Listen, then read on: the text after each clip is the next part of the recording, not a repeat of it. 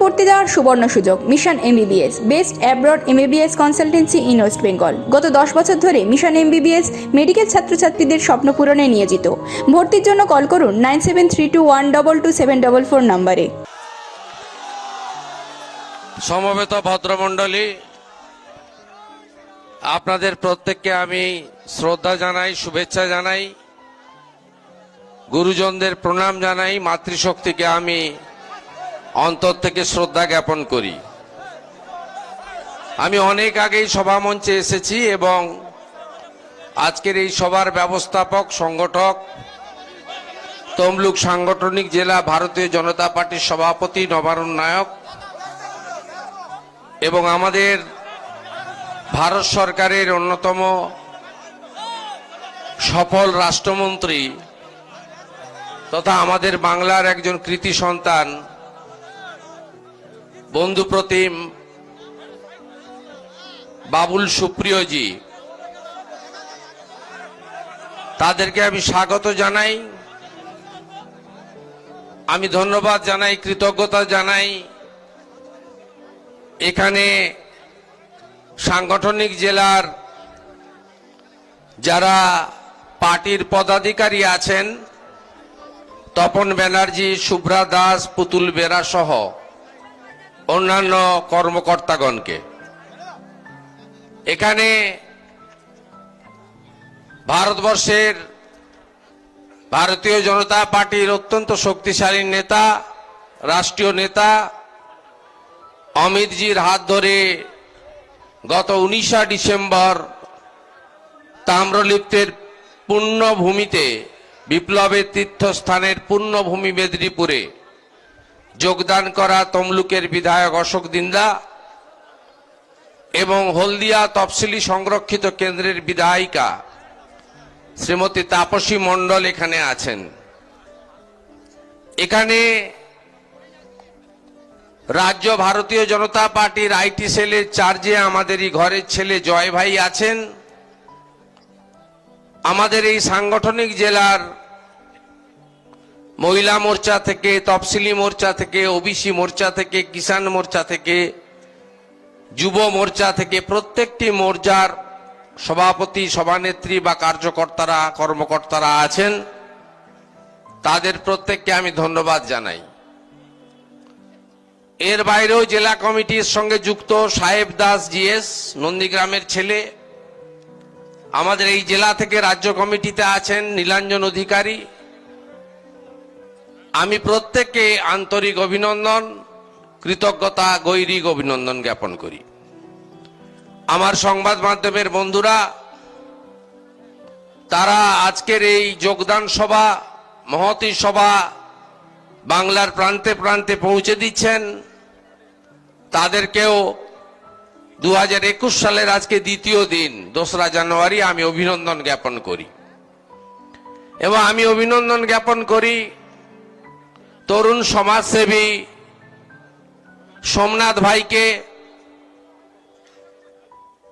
2009 সালের আগে নন্দীগ্রামে আমি তো ঢুকতে চণ্ডীপুর দিয়ে পারতাম না। আমাকে যিনি তেরোপেক্ষিয়া দিয়ে পার করিয়ে দিতেন, রামকৃষ্ণ ভাই, তিনি আজকে ভারতীয় জনতা পার্টির সদস্যপদ নিলেন। তাকে সহ পুরো টিমকে আমি অভিনন্দন জ্ঞাপন করি। আপনারা জানেন যে এই এলাকায় আমি 2003 সাল থেকে রাজনৈতিক কর্মকাণ্ডের সঙ্গে সরাসরি যুক্ত হয়েছিলাম। তখন আমি এই জেলার আমার পুরনো পার্টি তৃণমূল কংগ্রেসের যুব সভাপতি ছিলাম। আপনারা জানেন 2003 সালের 9ই আগস্ট হলদিয়ার হেলিপ্যাড ময়দানে সভা করতে এসেছিলেন তৃণমূল কংগ্রেসের সভানেত্রী।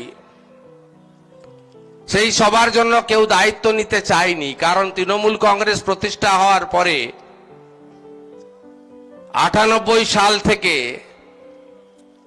একটা আওয়াজ উঠেছিল, হয় এবার নয় নেভার। 2001 সালে হেরে যাওয়ার পরে পার্টির খুঁটা পুতার লোক পাওয়া যেত না। আমি বাবুলজি আসছি বলে এত পতাকা টাঙ্গিয়েছে তৃণমূল কংগ্রেসের 100 দিনের কাজের মারা টাকায়। আমাকে বলছে নাম করে, নাম আমি করতে চাই না, পিপিলিকার পাখা গজায়। আরে এত পরিবেশটা নষ্ট করবেন না। 15ই মের পরে তো এই লোকগুলোকে নিয়ে একসঙ্গে থাকতে হবে। 15ই মের পরে তো তৃণমূল কংগ্রেস থাকবে না। আমি বামপন্থীদের শ্রদ্ধা করি, লক্ষণ শেঠদের নিন্দা করি। আমার আদর্শ কলেজে অধ্যাপক ছিলেন বামপন্থী আন্দোলনের নেতা সুধীর গিরি, অকৃতদার। সুকুমার সেনগুপ্তর কথা কে বলে? বামপন্থীদের থেকে আমি বেশি বলি।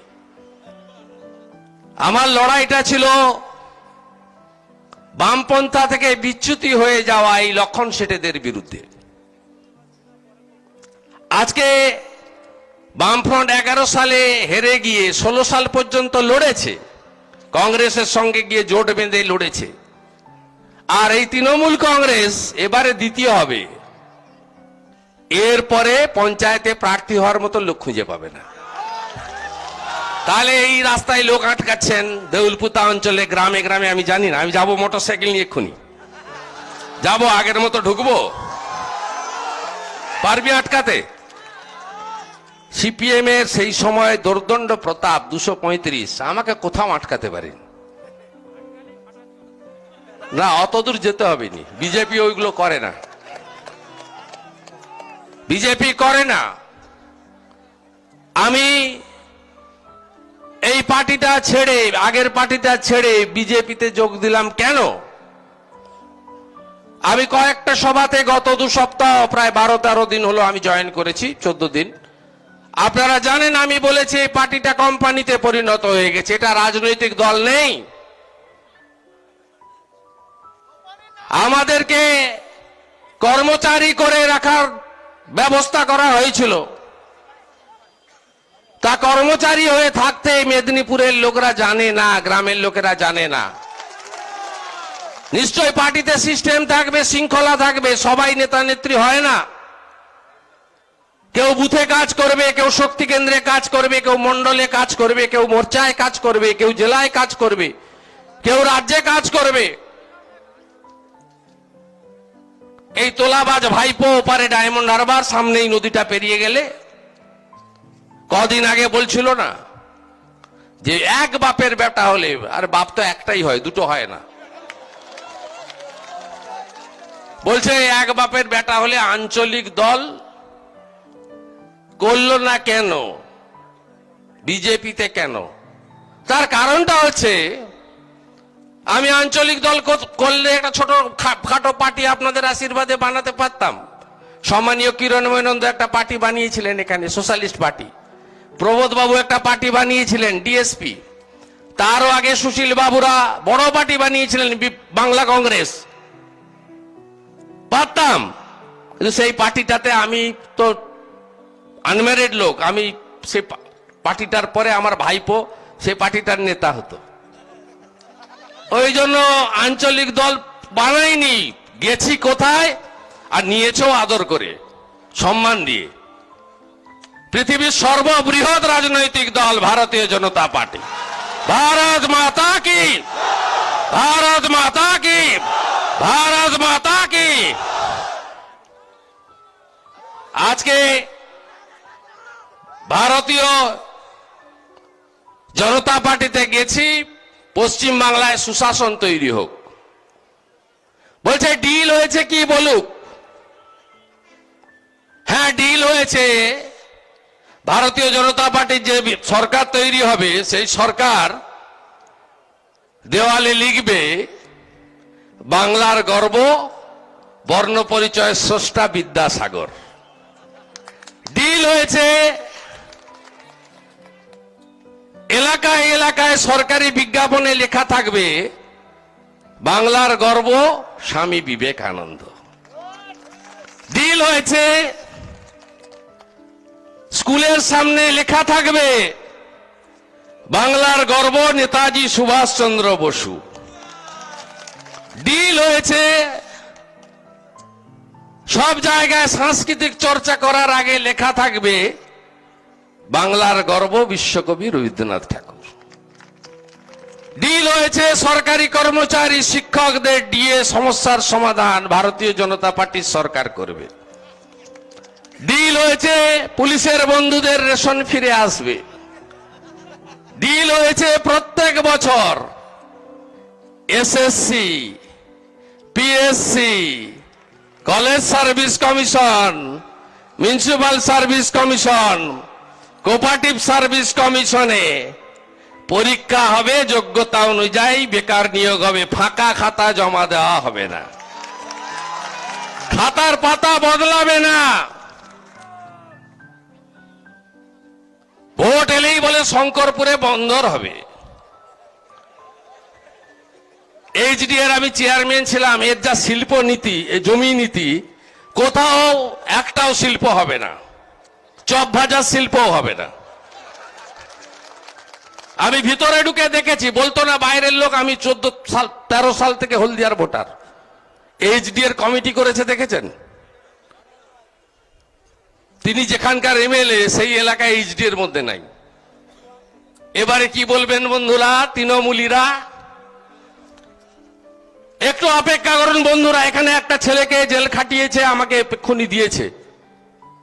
আপনারা আমার সকলের নাম্বার জানেন, এমনি ফোন ধরতে পাচ্ছি না, ভাইপোর পুলিশরা ফোন ট্যাপ করছে। হোয়াটসঅ্যাপ করে দেবেন, পৌঁছে যাব, পৌঁছে যাব। এই অত্যাচার চলবে না, একটু অপেক্ষা করুন। মডেল কোড অফ কন্ডাক্টটা চালু হতে দেন, আদর্শ নির্বাচন বিধি। আপনি দেখছেন, আপনারা দেখছেন, বলছে 9.5 বছর পরে জমের দুয়ারে সরকার। কি পাবেন? একটা করে ফর্ম ফিল আপ, আর ভোটের আগে একটা কার্ড দিয়ে দিবে, ঢপের চপ। আপনি লিস্ট দেখবেন, দাঁত তুলতে 250 টাকা দেবে, আর কিডনি সারানোর জন্য দেবে 2400 টাকা। আরে বন্ধু, ভারতবর্ষে তো বিভিন্ন দলের সরকার আছে।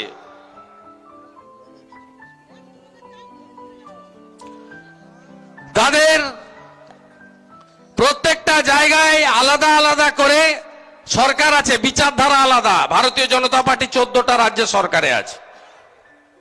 আপনি দেখেছেন, আয়ুষ্মান ভারত সব জায়গায় চলে।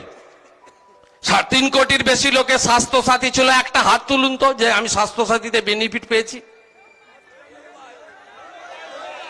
আবার বলছে 1 থেকে 15 পাড়ায় পাড়ায় কি হবে? সমাধান। পাড়ায় পাড়ায় ভোটের প্রচার। এদেরকে তুলে ফেলতে হবে। আমি বিজেপিতে গেছি কেন?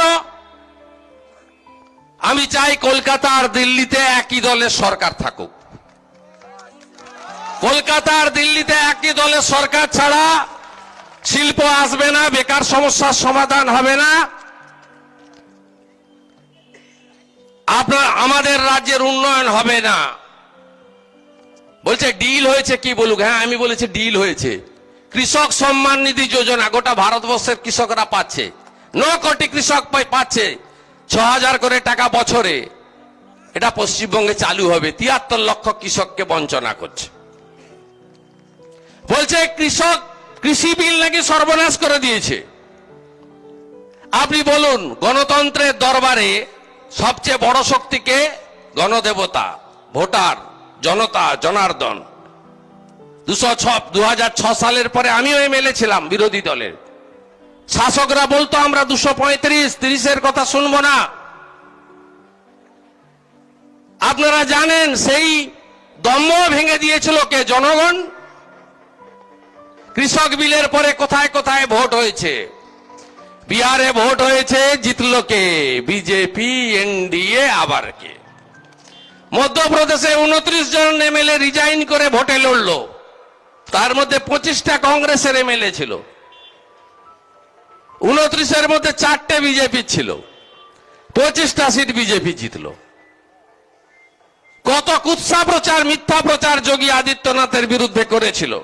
উত্তরপ্রদেশে 7টা বাই ইলেকশন হলো হাতরাসের পরে, 6টাতে পদ্মফুল জিতলো। রাজস্থানে কংগ্রেসের সরকার জেলা পরিষদ, গ্রাম পঞ্চায়েত, পঞ্চায়েত সমিতির নির্বাচনে বিজেপি জিতলো। এমনকি কাশ্মীর সে কন্যাকুমারী দেশ আমারি জম্মু কাশ্মীরের পঞ্চায়েত ভোটেও বিজেপি ভাজপা জিতেছে। তাই কৃষক বিলের পরবর্তী সময়ের ভারতবর্ষের যত নির্বাচন হয়েছে সেই নির্বাচনে বিজেপি জিতেছে। তোলাবাজ ভাইপো হাঁটাও বলেছিলাম, খুব গায়ে লেগে গেছে, ভীষণ গায়ে লেগে গেছে। এই তো আস্তে আস্তে করে এগোচ্ছে। লালা, এনামুল, কে বিনয় মিশ্র, পশ্চিমবঙ্গের তৃণমূল যুব কংগ্রেস, যাকে বলি আমি লাল চুল কানে দুল, তার নাম যুবা তৃণমূল। পায়ে 8,000 টাকার লোটো, হাতে 2টা করে 1.5-3 লাখ টাকা দামের আইফোন, সোনার একটা মাকড়ি, 10টা আঙ্গুলে 18টা আংটি, গলায় গরুর দড়ির মতো মোটা একটা চেন, রেমন্ডসের কুর্তা পাজামা, আর চোখে বিদেশি সানগ্লাস। এই হচ্ছে মডেল, কার্টুন। আর সঙ্গে ফরচুনা গাড়ি 1.5 লাখ, আর একটু বড় গ্রেডের যারা BMW। এই হচ্ছে মডেল। এই মডেলের নেতার নাম হচ্ছে বিনয় মিশ্র। তার 4টা বাড়িতে সিবিআই ঢুকে পড়েছে। তিনি রাজ্য তৃণমূল যুব কংগ্রেসের সাধারণ সম্পাদক নাম্বার 7। তার সভাপতির নাম হচ্ছে তোলাবাজ ভাইপো। চৌকাঠে চলে এসছে। চৌকাঠটা পেরালেই তাহলে আমি ভুল কিছু 19 তারিখে অমিতজির মিটিং এ বলিনি। তারপরে মাননীয় তোলাবাজ ভাইপো, আপনার তো রাজনীতি ছেড়ে দেওয়ার কথা ছিল। 19 সালে লোকসভা ভোটের আগে অর্জুন সিং যদি জিতে যায় 2 লাখ ভোটে হারবে বলেছিল, তো জিতে গেছে। সৌমিত্র খা এমপি হতো দূরের কথা, যদি পঞ্চায়েতে যেতে তাহলেই আমি রাজনীতি ছেড়ে দেব, কত বড় বড় কথা বলেছিল। আমি আজকে শুরুটা করে দিয়ে গেলাম, আপনারা অনেক এগিয়ে দিয়ে গেছেন। আমি বলেছি 49 করে দিয়েছেন, 51 করতে হবে। হলদিয়াও জিতবে। কালকে কাঁথিতে আমরা 5,000 টিএমসি ওয়ার্কারকে বিজেপিতে কনভার্ট করিয়েছি, 14 জন কাউন্সিলর সহ। চাচা ঘাট নাড়ছেন, চিন্তার কোনো কারণ নাই। মোদিজির একটা কর্মসূচিও কিন্তু কোনো একটা সম্প্রদায়কে তিনি দেননি। এই যে লকডাউন হয়েছিল, উজালার গ্যাস সবাই পেয়েছেন, 500 টাকা করে মায়েরা দিদিরা সবাই পেয়েছেন, চাল পেয়েছেন, ডাল পেয়েছেন, সবাই পেয়েছেন। গোটা ভারতবর্ষে আয়ুষ্মান ভারত সবাই পায়, কৃষক সম্মান নিধি যোজনা সবাই পায়। কোন একটা ধর্ম সম্প্রদায় দেখে মোদিজি কাজ করে না। মোদিজি বলে সবকা সাথ সবকা বিকাশ, আর আমার গীতা বলে বহুজন সুখায় বহুজন হিতায়। সবাইকে ভালো রাখাই তো আমাদের কাজ। ভয় দেখাচ্ছে সংখ্যালঘু এলাকায়, এসব করে তো কিছু হবে না। নামগুলো পাল্টেছে, পিএমওয়াই এখানে বলছে বিএওয়াই। ও তো পিএমওয়াই, প্রধানমন্ত্রী আবাস যোজনা, বলছে বাংলা আবাস যোজনা। এই যে কদিন আগে নারকেল ফাটাচ্ছিল পথশ্রী, এটা তো মানরেগা, RIDF এর টাকা, কেন্দ্রের টাকা, দিল্লির টাকা। কত টুপি আর পরাবে গ্রামের লোককে। আমফানের টাকা চোর। আমার কাছে সুতাহাটা ব্লকের লিস্ট আছে তৃণমূল নেতারা, আমি তখন তৃণমূলে ছিলাম, এত লজ্জা আমার। ঘরে গরু নাই, 2টা করে গরু মরে গেছে বলে টাকা দিয়েছে। আমরা হিন্দুরা গরুকে মাতা বলি, গো মাতা, তার নামে টাকা নিয়েছে। আমি তালিকা প্রকাশ করব যখন ভোটের প্রচার হবে, সব আছে আমার হাতে। মহিষা দল 17,000-এ পিছিয়ে আছেন। আমি জানি লোকসভার ভোটে বেতকুণ্ডুতে ভোট হয়নি, ও সিটটা আপনাদের। আর হলদিয়াটা ভোট করিয়ে নিতে হয়, সেটা আমি করিয়ে নেবো, আমি তো হলদিয়ার ভোটার। জয় শ্রীরাম, জয় শ্রীরাম, কৃষ্ণ কৃষ্ণ হরে হরে। আমি এখানে শেষ করি, বাবুল সুপ্রিয়র কথা শুনবেন। আমি না, আমাকে একটু কলকাতা যেতে হবে, দলের একটা নির্দেশ আছে, আমাকে যেতে হবে।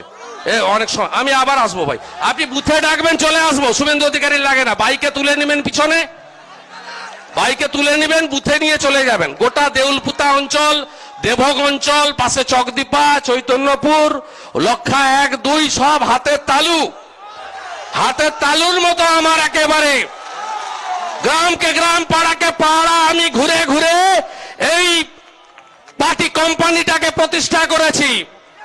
এখানে পার্টিটা ছিল না, বড় বড় কথা বলছে। আমি প্রমাণ করে দেব, বিজেপির একজন প্রাথমিক সদস্য হয়ে এইখান থেকে এই কোম্পানিকে তুলে পাশে হলদি নদীর উপরে ফেলবো। আপনারা আমাকে শুধু সাহায্য করুন। সবাই ভালো থাকবেন। জয় হিন্দ, বন্দে মাতারাম, ভারত মাতা কি জয়, জয় শ্রীরাম, যশস্বী প্রধানমন্ত্রী নরেন্দ্র মোদী জিন্দাবাদ। বঙ্গনারীর সুন্দর যে রিয়া শাড়ি, এখানে আপনি পাবেন আপনার মনের মতন শাড়ি। তবে আর দেরি কেন, যোগাযোগ করুন 9775148710 ও 6296721846 নম্বরে। আর এই শাড়ির ছোঁয়ায় আপনি হয়ে উঠুন অনন্যা। বেনারসির 3 অধ্যায়, রাজঘরানা, রামনগর ও মঙ্গল বেনারসি, সাহা টেক্সটাইল।